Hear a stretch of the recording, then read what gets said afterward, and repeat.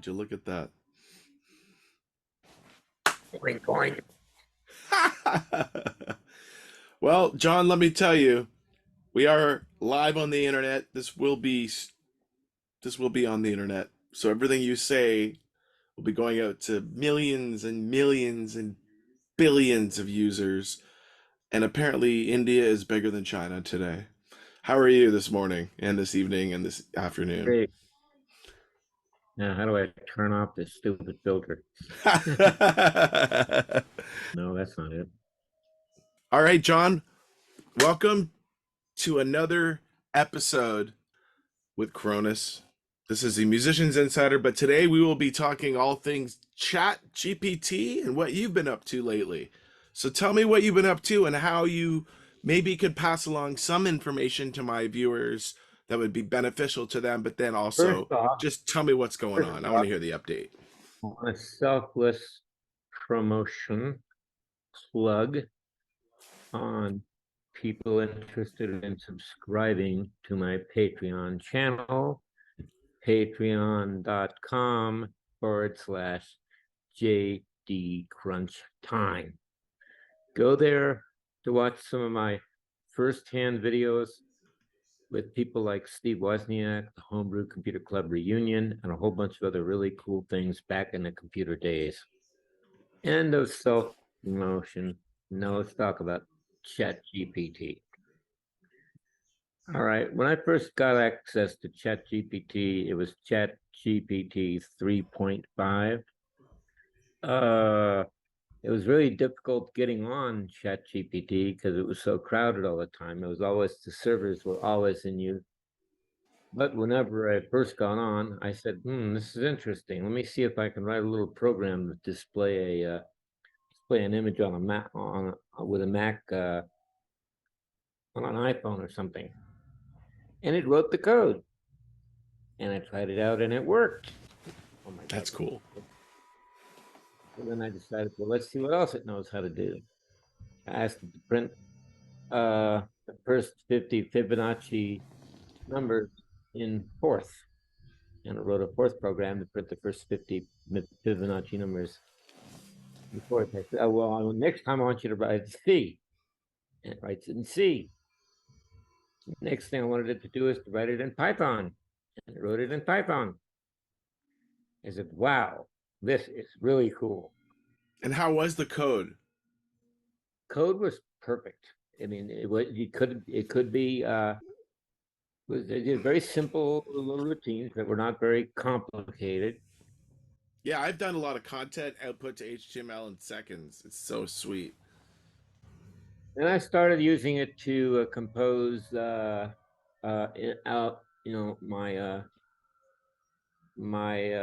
GoFundMe.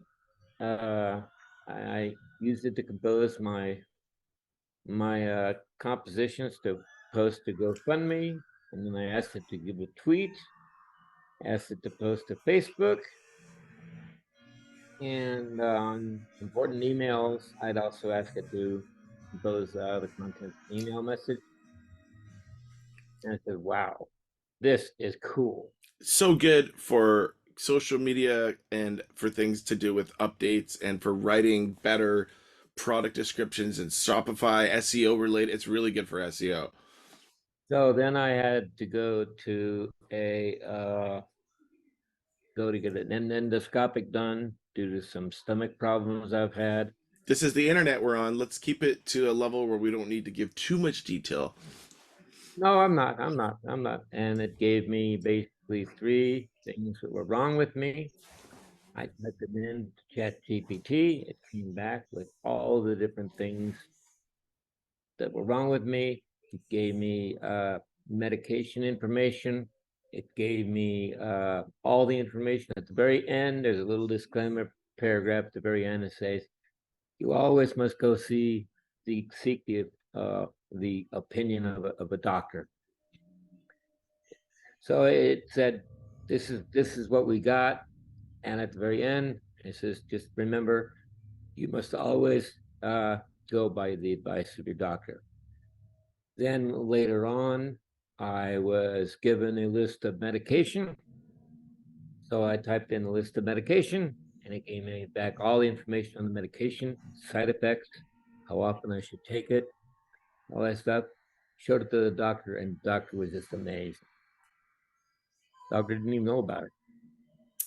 Yeah, that's fantastic. So maybe we could play with ChatGPT a bit on this call where I'll open it up and we can ask it a few things. But I'd love to hear, maybe you could just tell my audience a little bit more about who you are, because some people don't know who Captain Crunch, John Draper is, how much you know and who you were involved with early on and what kind of stuff you've got going on. I'd love to introduce you a little bit here.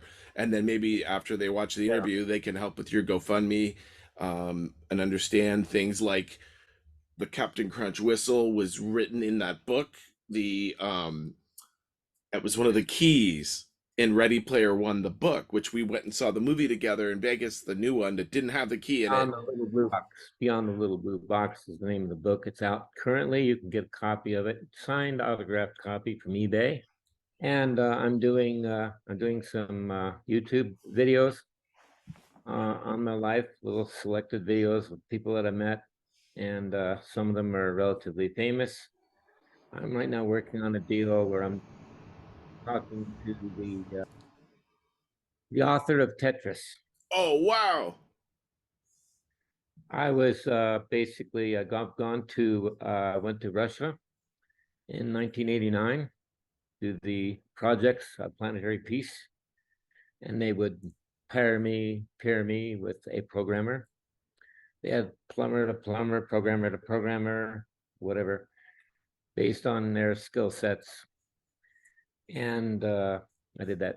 As far as who I am, I'm basically Captain Crunch. At least I got the name from the whistle, which is out of Captain Crunch cereal box. And you blow the whistle, and it emits a very notable frequency that can control the telephone company switch back when the phone company switch was analog. Since that time, all of the calls were pretty much done automatically now and electronically. And there is even a way to do that currently. I posted an article in, I think it was Steemit, but I'm not sure, on the vulnerabilities of SS7, Signaling System 7. That's the system that currently was used for cell phone and all that. And I Very talked to interesting. the person in Germany who broke into the system. And it's possible to once you get the phone number, get their location of the phone number, where it's located at. And you can do all kinds of very nasty things and very magical things with the phone system. But since that time, they've all filtered that out now, and you can't do it. But in my article, I showed how to find the listeners to at least test the filter to see if it's filtered. And if it's not filtered, then you can get into it. And it's true that you did work with your friend Steve Wozniak prior to Apple, right? You and him did some cool stuff, and Yeah. Well, basically, what happened there was one of my friends, Alan, who was in KPFA Berkeley, ran across this guy at UC Berkeley who built a blue box and invited me to come down and take a look at it. was he blind? I Is this the blind guy? no, Steve Wozniak. No. Oh, okay. And so I went down and saw Steve and visited him and a few other people. Bill Claxton was another person that was in a dorm. You will see him on my Zoom call recently on my YouTube channel. Bill is now currently in Singapore, and he also participated in the Zoom call that I had with Steve and Randy Wigginton and Lee Felsenstein, all the original homebrew computer people in that Zoom call, and it's on my YouTube channel. So I might add that my YouTube channel is youtube.com/@ JD Crunchman 999, and that will give you, and that'll get you into my YouTube channel. Perfect. The 2600 hertz tone was used to grab control of the switch, which would then drop me into a trunk, and then I had to use a blue box to key in the key pulse area code number start, and that would then route the call. I'm actually thinking of releasing a blue box program for the iPhone. And how would it work? Is it an app? An app. Yeah, it's an app on the iPhone. I think actually doing it. I was actually going to ask ChatGPT to write the code for me. Why don't you just tell it to write the code for you? Well, yeah, I could do that too. Well, but I haven't done that yet. I've still got some stuff to do here. So what are some of the things that you're excited about for the future? Well, AI is definitely the big thing, and I've been writing ChatGPT APIs, using ChatGPT and not just using it over the web, using it through an API. Because I've got an API key from OpenAI, and I'm using that API code or API key to create some AI functions to do that. I'm working with another person who is using it to administer a Linux system. So, for example, if we wanted to make a website that is called If We Were Seinfeld, and we wanted to just have it so very simply, you just put in a couple fields of your friends and your information, and then it generates a Seinfeld episode using ChatGPT, but based on just a few things. That'd be very easy to do with this type of OpenAI Well, many backend. people have done that. You could take it, sketch it on a napkin, and scan the image through the Stable Diffusion application, and take that image, and it's a sketched website, and it will create the website from the sketch. Brilliant. Yeah, websites can be done in seconds now with OpenAI. It's crazy.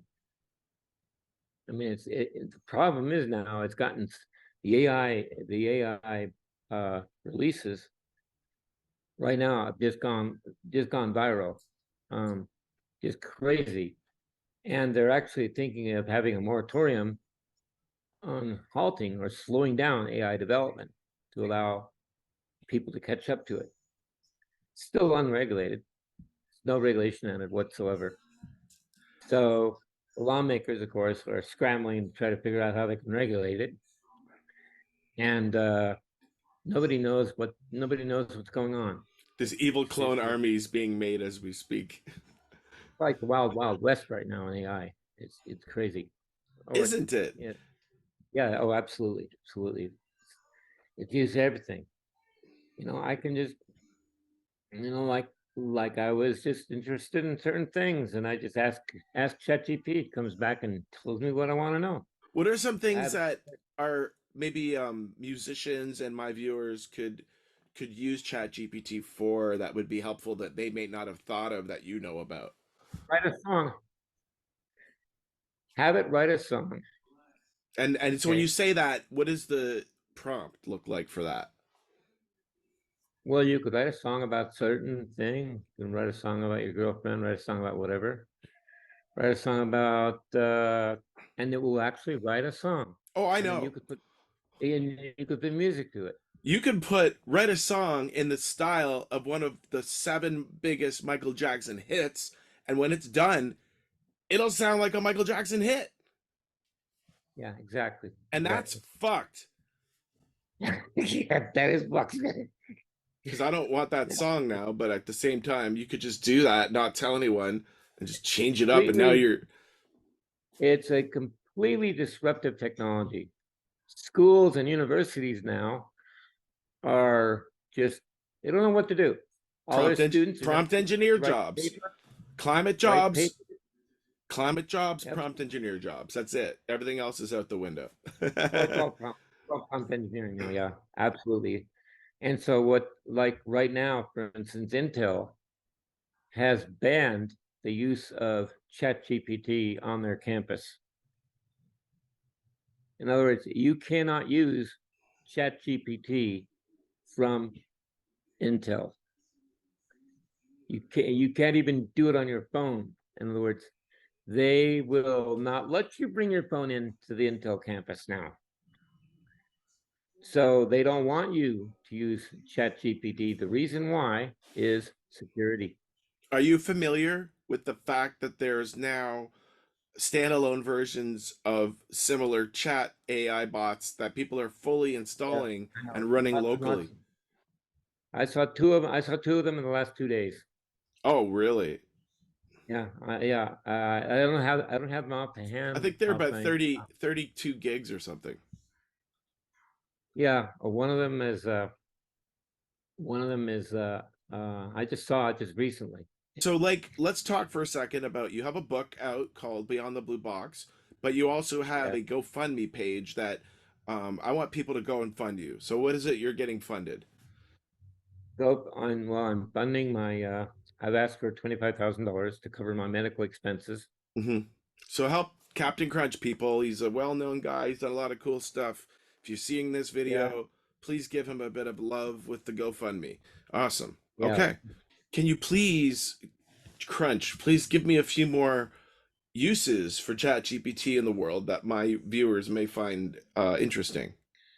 I can't think of any. I mean, everything that I can think of is spot on. Well, Let well, me like things like I use them for Twitter posts. I use them for social media. I use them to write I my did YouTube short captions. I use them to write my uh, Shopify product descriptions. What else do you use it for? oh, I use it to plan my day, plan my week. Okay, and that's something people don't know you can do. So how do you? What's the prompt look like? Well, first of all, there are certain restrictions of what I can do because I'm in this group home. Okay. So I have to be able to schedule around certain things that happen here. I've got to schedule around my doctor's appointments.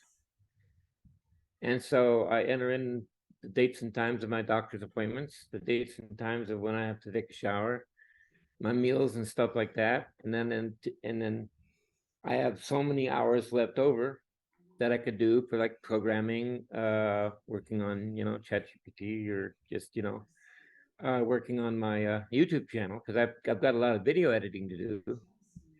And so I have to plan it. I have to plan how much time I need to use for editing, how much time I use for vocalizing on my YouTube channel. Have you tried asking ChatGPT how frequently you should be posting and what type of content in order to grow your YouTube channel? Yeah, but it's not. Yeah, unfortunately, I don't have the time. So I one of the really, really. prompts that I've watched is tell ChatGPT, I want you to be the best SEO consultant you can be. You say that right to ChatGPT and say, now please give me, and you give it a bunch of competitors, you give it a bunch of keywords, and you say, and then you tell it to output this into a grid and a chart format that's easy to read and is very simple about what keywords you need to go after first, and it'll do it. Yeah, you're right. It'll do it. And so you could ask it to. You could ask it to plan a vacation. You can ask it to say, "Well, I've got a certain budget. I can't go over this budget, and I want to plan a trip, and I would like to go here, here, and here. Is it possible, based on the cost of gas, the mileage you have to travel, et cetera, et cetera?" Remember, ChatGPT only knows things up until like 2019 or something like that. After 2019, it doesn't know anything. But there's Bard, BARD .google.com, and it's like ChatGPT. It also does coding.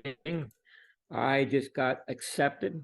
I applied to get on there. I just got on the waiting list, and I got an email message just recently telling me that I can. There you go. And so there's another IAI called BARD, okay, .google.com. How is that? Do you like it? I haven't played with it yet because I didn't have access to it, but my friend Sean did, and we were playing with it last night, and it was crazy. I mean, the thing with bard.google.com is it's not capped at 2018. Okay, it gets up to current. The That's thing's cool. current. You can, and it does code too. It'll write code for you. It's quite good, and it's Google. It's Google's AI, and they just came out with it recently.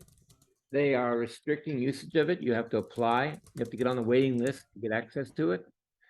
I filled out the forms for getting on the waiting list yesterday, and I got on the waiting list today. So amazing. So here's what I And did so as it's a I went plan me a great vacation that includes Los Angeles, Hawaii, and Cuba. And here's what it said. Here's a great vacation, including that day 1 to 4 is Los Angeles. It says explore Hollywood Walk of Fame, the Chinese Theater, and then day 2, Griffith Observatory, Universal Studios, and then the beach at Santa Monica day 4, and then Hawaii. Fly right to Hawaii to Honolulu. Gives you the Waikiki Beach, surf lessons, North Shore, Diamond Head for breathtaking views, Maui, and then it says Cuba. Fly to Honolulu to Havana. 4 days in Cuba. It gives you Old Havana, the beautiful, basically the main places, and then that's that. And then I said, now include everything with a flair for Star Wars. So it starts over. You're in Los Angeles, but it says if you're a Star Wars fan, you have to check out the handprints of George Lucas and Mark Hamill at the Chinese Theater. Okay, that's not very much, but that's interesting. Don't forget to visit Universal Studios Star Wars. Interesting. Anyway, so you can suddenly now it's got spend 8 days in Maui, and you can also recognize some of the landscapes from The Force Awakens. So I love that you can just throw in something weird like Star Wars to it. Um, what's an example here we can try that's kind of bizarre? What's something we should ask it? hold on, let me think. Let me think. How can we get more people to John Draper or Captain Crunch's GoFundMe page? Share on social media. Oh, that's just going to give us generic how to get GoFundMe stuff. Interesting though. Anyhow, so yeah, people, if you're on, please. Wow, meet that. Utilize influencer marketing. Oh, that's interesting. Copy and paste that. I want that. No, copy the prompt too. I will. Oh, Yeah. I gotta put it in the chat. I'm putting it into itself. That's gonna really confuse everybody. Sometimes I'm pretty good on the screen, but sometimes I'm not. Okay, so the prompt I said was, how can we get more people? Yeah, there we go. And you might want to tell them who you are too a little bit in the prompt, right? Okay, so Yeah. that's cool. Chat GPT, what's another thing? So like, for example, in Chat GPT, something you can do is A fundraising event. um, create, give us some outside of the box but cheap and results driven ideas for GoFundMe campaigns for John that will help his medical bills. He's a famous hacker from the 70s. ChatGPT knows about me. This isn't the new one. This is the old one. But it says digital treasure hunt you could do, where participants can donate a small fee to join and follow clues to uncover digital artifacts related to John Draper's life. Try number two. I actually posted on Twitter a Zoom ID on Twitter that I would ask questions about the things, and guess how many people showed up? You would be very surprised. Yes, 0. Exactly. It's because 0. nobody knew it was happening. Maybe we could say on when I post my podcast here, we can tell people that, hey, John's going to be doing a Ask Me Anything on this date and time. Also, remember, you're in California where it's still sunny there. We got snow hitting the ground right now. It's late here. So anyway, all right, well, I'm gonna kill that. That was interesting. It's always fun to be able to mess around with new technology with you, John. Music wise, have you been using it? So ChatGPT, you can tell it to create a song, and Right. I've done this, just testing it Oh, out. actually, my friend, It'll write the notes. my friend John Sherman wrote a funk song about me. I don't know. I'll have to post a link to it in the comments if I can find it. But it's a rap song about me. Okay. I wrote a So song today that I'm trying to collab with someone not using ChatGPT, and then I threw it into ChatGPT and said, "Can you clean this up and make it look professional?" And they'll save it in Word, and it did. did it look better than it was when It you made wrote verse, it? chorus, verse, and it put, like, when I wrote it, put the titles and stuff for me, cleaned it all up nicely. But I'm not using ChatGPT to write my music. I'm writing my own music. Why not? Not yet, because I don't need it yet. Well, that's true. But you can. I bought a new PA speaker. It's next to me here, but my mic is on top of it. But I'll show you the top part of it. It's one of the column speakers. See that? Wow. So this is the How's top. the sound? How's the sound quality? It sounds incredible. It's just a PA system, and it's much better because I run karaoke on Saturday nights locally here, and I used to use a bass amp and a treble amp that's external speaker to it, so that would cover the spectrum of the audio. But it was really heavy and clunky, and it was just older. And using this setup, it's Does it have an internal battery? it's plugged into a plug to the wall. Oh, Yeah, okay. I don't care about being portable. It's portable to an extent but you still need power. But it's an entire PA system that is the size like this. It's an Evolve 30M by Electro Voice, and I'm pretty stoked. Evolve, I might need to get you to sponsor me too.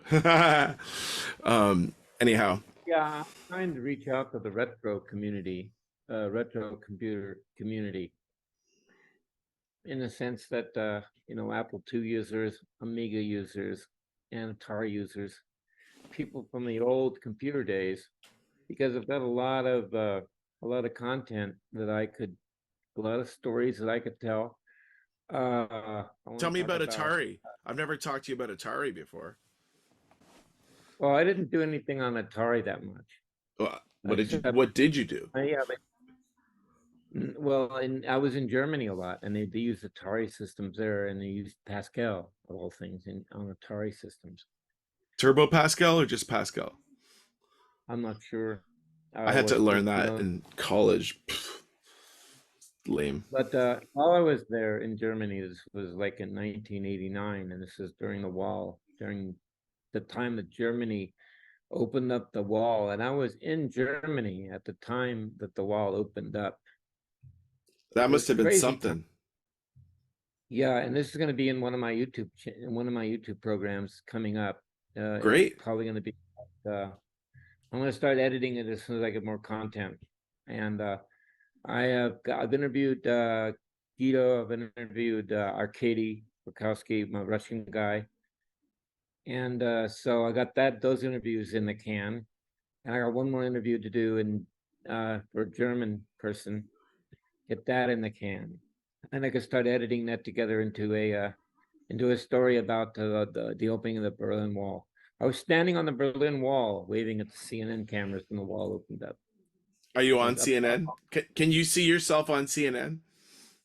I couldn't see myself on CNN, but I knew there was a lot of cameras out there. I bet you if you went back through the footage, you might be able to find yourself. Maybe get ChatGPT to find a video of you.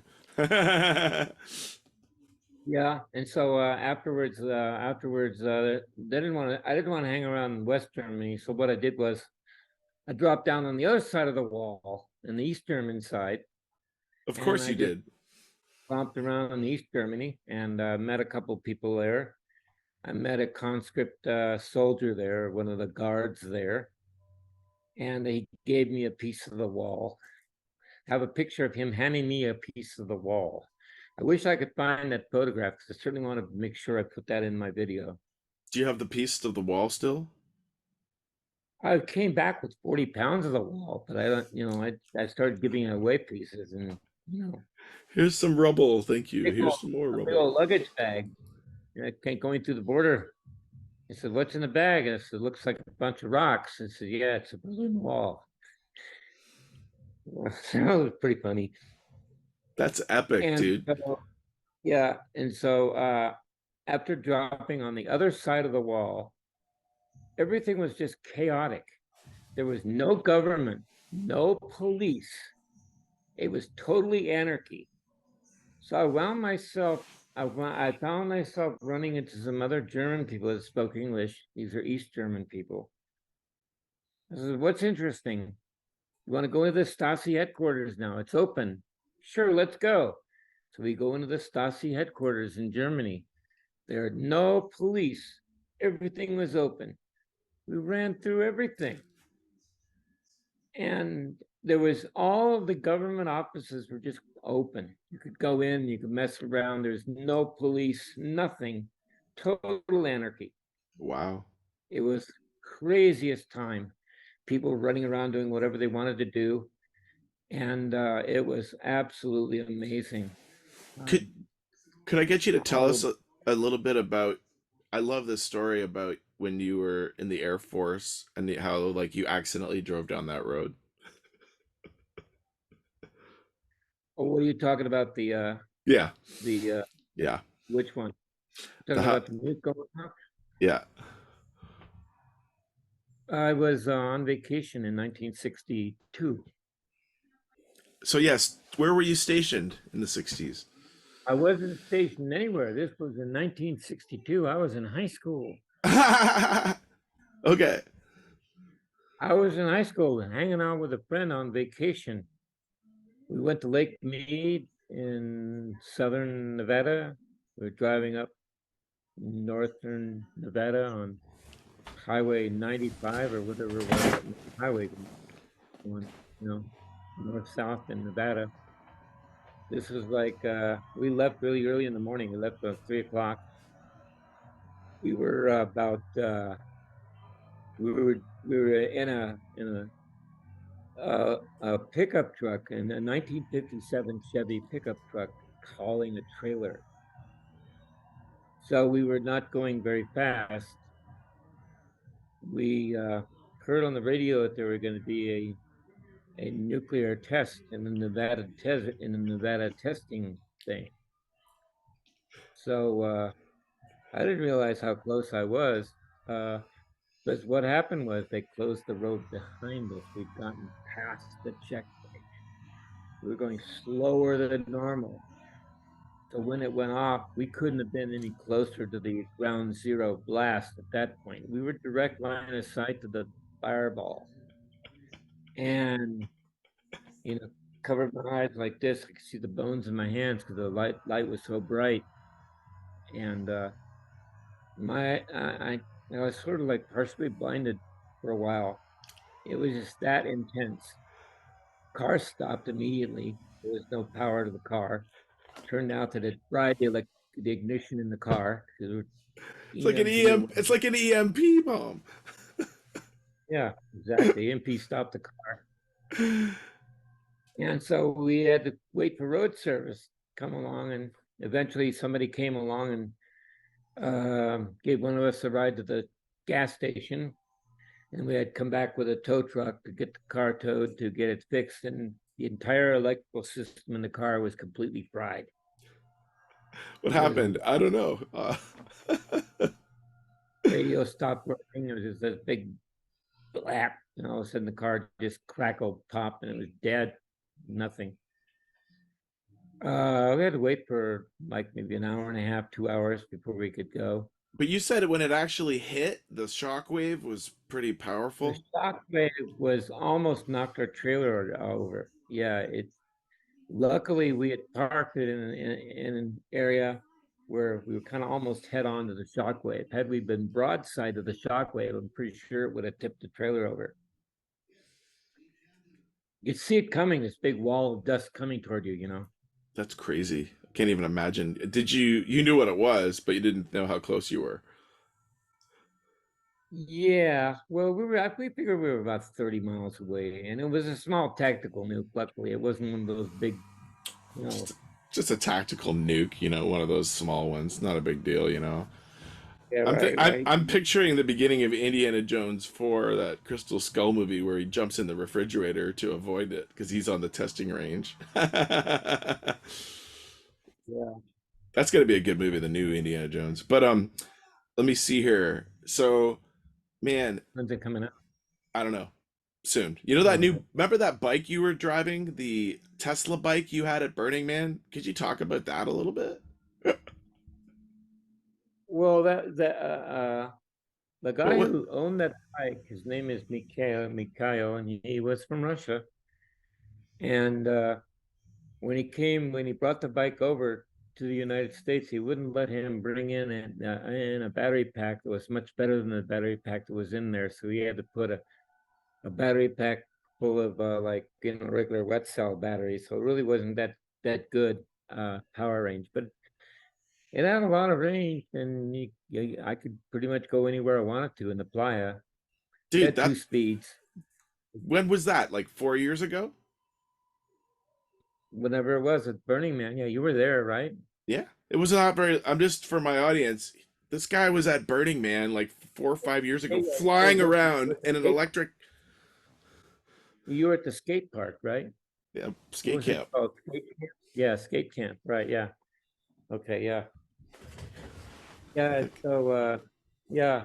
So it was a three-wheel bike. Oh, there you go. Yeah. And it was a three-wheel bike, and it was quite nice It being was able to. fast. It was like fast, like electric torque fast.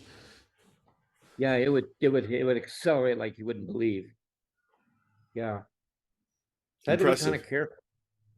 I had to be kind of careful when there's a lot of people around. I always put it on slow speed when I was like, around a lot of people. But once I get out into the deep playa, out away from the camp, I could pretty much open it up. But still, there are so many people out there that don't have lights, and it's so annoying. You know Yep. what I mean? And that was my biggest complaint, was that Dark nobody would turds. light. Yeah, dark cars. Yeah, that's it. Dark cars. I remember that now. I What I what did they stopped call riding a trash? I They don't know. called trash, huh? I stopped Oh, riding bikes. I just rode the hoverboard. yeah. What do they My call trash? my What do they computer is call on it. trash? Yeah, what do they call the trash thing? Your trash bag. What do they call it? There's a The name trash for it. You fence. remember? Oh, No, you're no, talking no, about no. The moop. You're trash talking about matter out of place. move. Moop. That's it. Move. Matter out of place. Of course I know this. I was the um what do you call it? LNT lead for skate camp one year. I That's have leave no so many. trace. I have so many videos of Burning Man, but I can't publicly show them. Who gives a shit? I've got so many videos Why can't you show them? because of copyright. From who? Burning They, Man? Burning Man. Yeah, they would sue me if I showed any of those. I don't know. I think there's a fair use clause that you can go with for some of it, depending on what you're posting these days. Look on YouTube. There's a lot of videos posted. I would see what other people are doing before you worry too much about it. I used to be super worried about posting anything at like 10, in 2011 or 12, but everyone films I'd everything have all to the time. I'd have to screen the videos. I might have to blank out the faces of people that are too close to me. We I mean, don't show people naked, but Oh otherwise, who no, I don't. cares? I don't. Otherwise, it doesn't matter. I think as long as you're not Naked. making someone like, sometimes there's people walking around with clothing on they don't want their boss to see, but like at this point, Most who of gives a the shit? most of the stuff I was taking pictures of were the art cars at night. I have some crazy video too. Insert clip. Yeah, Anyway, so art cars. John, Really nice to Yeah. catch up with you. Let's have a phone call offline in the next couple weeks or less, in the next week or so. Please like and subscribe to this YouTube channel. And don't forget to go over to my channel, okay, youtube.com/@JD Crunchman 999. That's my YouTube channel, and my Patreon channel is patreon.com/JD Crunch Time. And don't forget, the stuff that's on Patreon will always be first. Then after about 2 weeks or so, then I'll put it up on YouTube if it's worthy of being up on YouTube. And do you have any YouTube's got music on your? Do you have any music uploaded? I get my music from the what's it called? Something sound. I forget SoundCloud. it. No, it's um it's a epidemic sound. I buy a royalty to use their sound. I go in and pick the music that I want. So I got the music that I come is from Epidemic Sound. Do you put it on your I got a lot. YouTube channel? Yeah, I have a license. But So do I you put actually it on my, put? Oh, okay. So you can use it for like background music for everything. and then I give the creditor, to the sound musician and stuff at the But end of my thing. you've made your own songs before, and that's what I was just wondering if you uploaded any of your No, own music. I haven't made my own music yet. I'd like to. I just haven't had. And I couldn't not ask you that being on the Musicians Insider, because if there was anything, if you have any advice for musicians, what would it be? Don't know, man. Just get out there and get out there and make the songs and make it go viral, I guess. Is there a black hat way to do that? Good question. I would say get it out on YouTube first of all, because YouTube's got a very wide audience. You'll have the rights to it, so anything you have the rights to. If you created the song, it's your song. You have the rights to it, so you go out there and you put it up on YouTube. To plug the heck out of it on social media and Twitter. I recently heard a trick where you make the YouTube video private, send tons of traffic to it from any source. It doesn't know where it came from. As soon as you turn it public, it'll rank for the title of the keyword. Make my YouTube channel private. No, just the video on a video basis, per video basis. This is a tactic I was told by someone. The video private, right? And then you send traffic from any source to it, thousands of views from like Fiverr, and then afterwards, when you make it public, whatever. No, you keep the YouTube private and you send it traffic privately until it has a lot of traffic. How do you do that? I don't know. There's a million ways to do that. And then when you go public, it'll rank for the keyword in the title of the video. It's a trick. Well, I'd like to see you test. I'd like to see you test that because I know that you're into shit like that. I'll be happy to test it because I've only got about maybe 30 subscribers right now. So subscribe to my my Patreon. That's how I get my money right now is through my subscribers. I mean, I'm barely eking by. So by all means, go down, click on that link below, and subscribe to my my Patreon. And that can really help me out, guys. It really would. Well, thank you, John. It's always great to speak to you. Captain Crunch in the house. And this has been another episode of the Musicians Insider. And I'm KRONIS, and we will talk to you again soon.